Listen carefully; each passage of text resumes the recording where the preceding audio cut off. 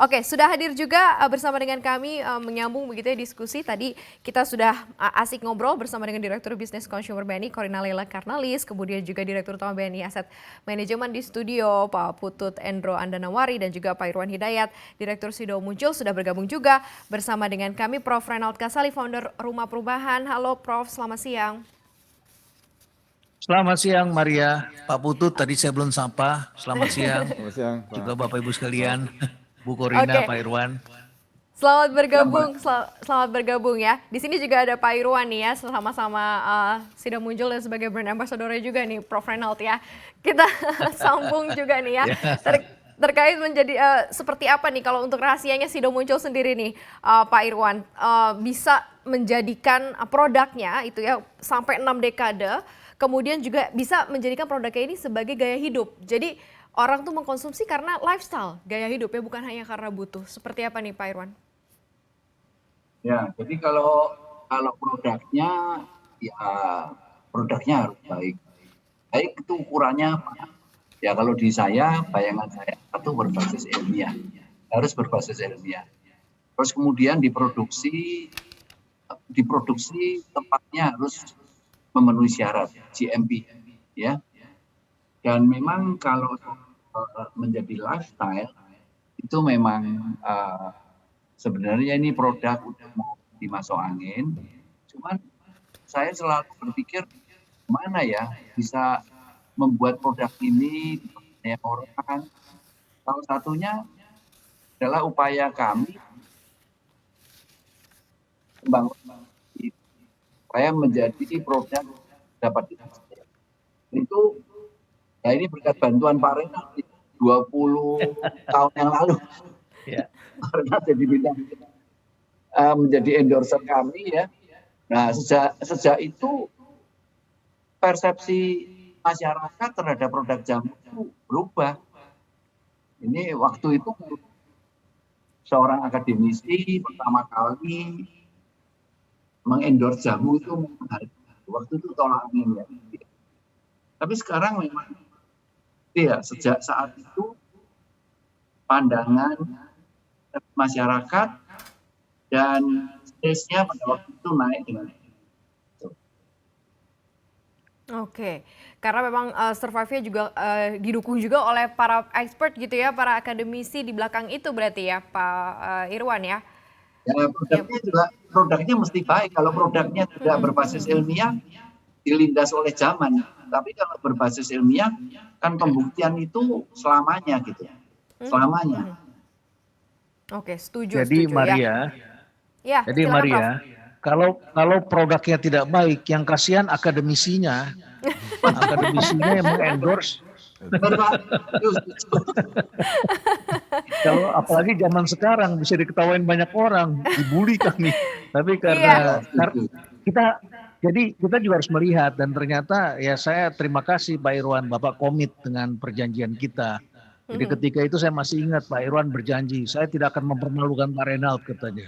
Saya benar dalam satu wawancara itu disebut saya stres. Saya stres pada waktu itu, tapi karena Pak Irwan menjanjikan produk yang baik, dia bikin lab, dia studi, dia panggil ahli-ahli, dia bikin mesin yang bagus, ruangannya bersih, pabriknya bersih, risetnya anti toksitnya dilakukan, riset anti toksit, dia bersihkan hal-hal yang berbahaya bagi konsumen. Nah itu membuat kita jadi yakin dan kita sama-sama selamat, sama-sama bisa tumbuh. Oh iya Pak. Terima kasih.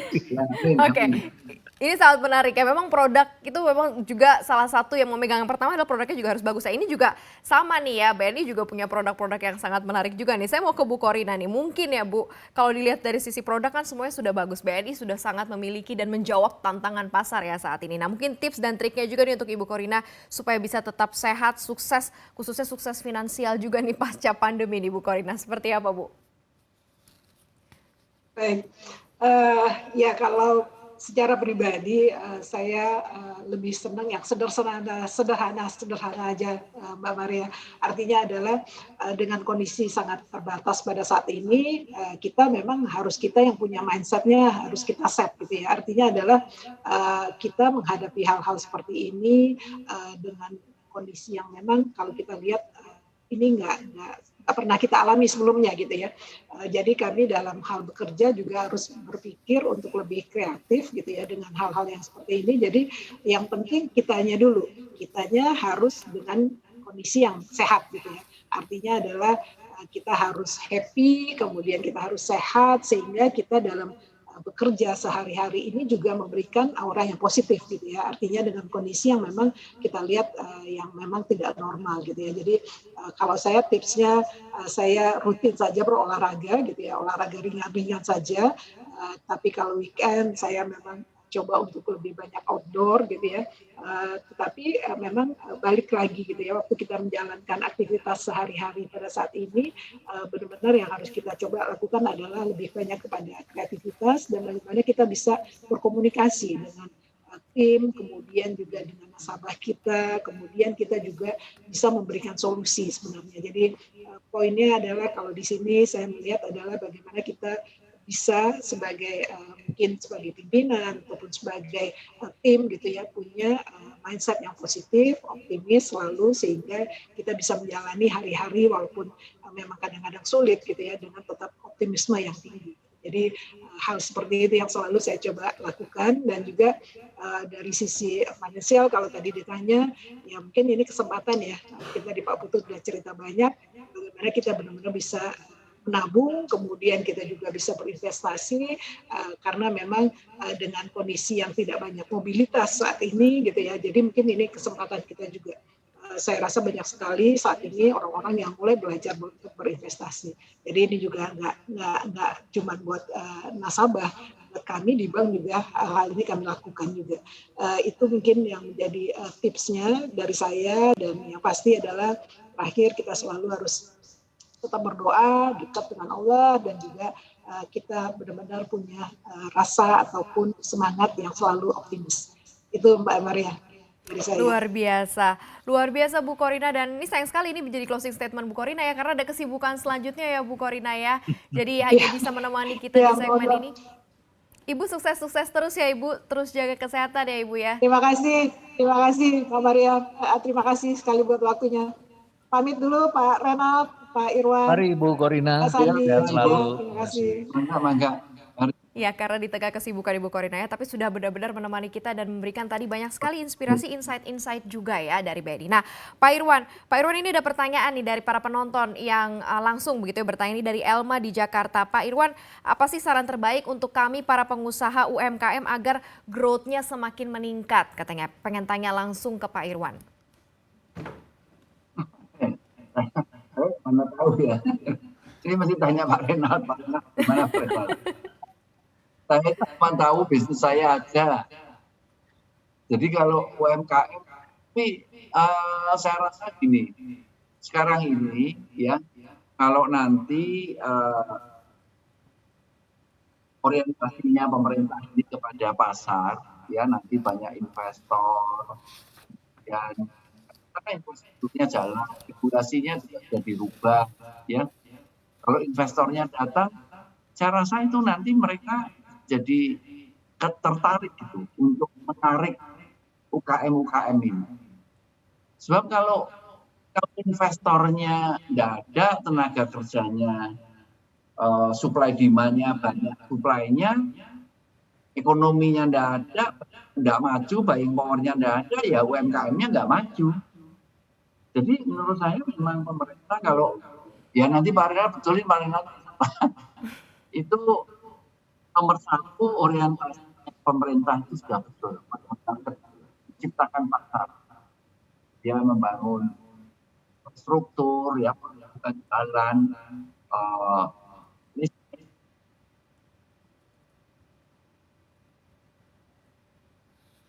yang masuk, dia akan membuat semuanya jadi maju gitu. Kalau sekarang saya ngasih tahu, wah itu mesti kreatif ya, semua sudah kreatif. Mesti hemat, ya sudah hemat. Tidak ada yang bisa dipelajari saya. Tapi salah satu, pokoknya masuk lapangan banyak, bukan ekonomi, daya belinya, nanti juga BNI juga yang nyimpen duit juga tambah banyak. Gitu. Oke, kurang lebih seperti itu ya gambarnya Pak Irwan. Itu tadi ya Elma di Jakarta sudah dijawab langsung begitu ya. Mungkin bisa lihat dulu, ciptakan dulu pasar dan coba lihat tadi banyak sekali yang diberikan begitu ya pemerintah mungkin insentif dan lain-lain dari untuk para UMKM. Saya mau ke Prof Reynald Kasali ini. Prof, bagaimana sih sebenarnya Prof nih melihat di masa pandemi ini ya? Ada banyak sekali perubahan model bisnis yang ada. Nah, bagaimana Prof melihat ini perubahan switching model bisnis dari sebelum pandemi dan sekarang ketika kita mengalami pandemi ini, Prof Reynald? Ya, yang jelas konsumen ini kan sekarang pada waktu awal pandemi dengan situasi sekarang tentu sudah mulai berbeda lagi ya. Tetapi digital disruption itu jalan terus bergeraknya sangat cepat sekali. Nah, pada awal-awal pandemi orang tidak ada di kantor, orang tidak ada di mall begitu ya. Mau tidak mau ya harus menggunakan sarana digital ya. Sarana digital, alat pembayaran saja juga digital. Jadi model bisnisnya memang serba digital. Mula-mula itu hanya sekedar memindahkan tempat ya. Karena ekonomi di dunia itu menjadi seperti kue donat. Namanya donat ekonomi. Ya, donat ekonomi itu bolong di tengah. Di tengah itu di mana? Di kota, tempat pemukiman yang selama ini orang bekerja, di sekitar kawasan industri, di sekitar perkantoran, sektor jasa, di daerah pariwisata, itu kayak donat semuanya. Bolong di tengah-tengah. Di pinggirnya rame, orang yang tadinya kos pindah pulang ke rumahnya masing-masing. Berarti kan konsumennya pindah, ada di tempat masing-masing dan bisa diantar dengan menggunakan GoFood, GrabFood, dan lain sebagainya begitu ya. Jadi ada di pinggir. Nah, kita harus mengikuti di mana konsumen itu berada. Nah, yang menarik adalah pada masa pandemi ini mengukuhkan model-model bisnis baru. Tadinya misalnya Halodoc nggak diterima, sekarang sudah bisa diterima. Yang marah siapa? Tadinya dokter yang tidak suka gitu. Dokter tidak bisa terima karena dokter mengatakan kalau diagnosa harus tatap muka, harus diraba, harus pakai alat. Tapi dokternya nggak mau praktek begitu, karena takut juga dokter senior begitu kan. Akhirnya bisa diterima. Apoteker akhirnya bisa menerima. Alat pembayaran semakin digital begitu ya, aplikasi semakin banyak digunakan. Nah, akan terasa seperti itu. Nah, yang menarik juga munculnya pelaku-pelaku usaha baru. Pelaku usaha baru dan sekarang kita mulai mendengarkan sesuatu yang 5 tahun yang lalu mulai populer dan sekarang semakin terkenal. Namanya dropshipper, ya, reseller, ya. Influencer itu kan sudah 5-10 tahun yang lalu diucapkan, tapi semakin populer indie brands ya, muncul produk indie, jaringan-jaringan baru. Orang mulai bisa bikin film karena nggak bisa jual di bioskop layar lebar, jualnya di Netflix misalnya, atau jual melalui Disney Channel dan lain sebagainya. Kemudian juga muncul kegiatan berbisnis dengan cara member begitu ya, menggunakan member. Tetapi ada hal-hal tertentu yang tidak bisa digantikan ya. Nah, tidak bisa digantikan. Orang tetap ada hal tertentu yang ingin melihat barangnya, ingin mencoba. Sebagian dicoba digantikan dengan teknologi. Kita bisa beli sepatu pakai virtual reality gitu ya, diukur. Tapi begitu saya lihat badan saya di dunia VR itu kok lebih ramping daripada yang sebenarnya begitu. Jadi ketika beli sepatu saya takut juga kan, jangan-jangan kekecilan ini begitu ya. Karena dibuat lebih indah dari aslinya begitu. Begitu Maria. Oke, memang ya kita harus ikut bertransformasi dan itu yang terjadi begitu ya saat ini. Baik, nanti kita akan lanjutkan kembali Prof Reynald dan juga Pak Irwan dan juga Pak Putut ya. Kita masih sambung kembali juga, diskusi kita masih sangat menarik sekali. Webinar CNBC Indonesia Inspirational Talks with Benny Health and Wealth Post Pandemic akan kembali usai jeda.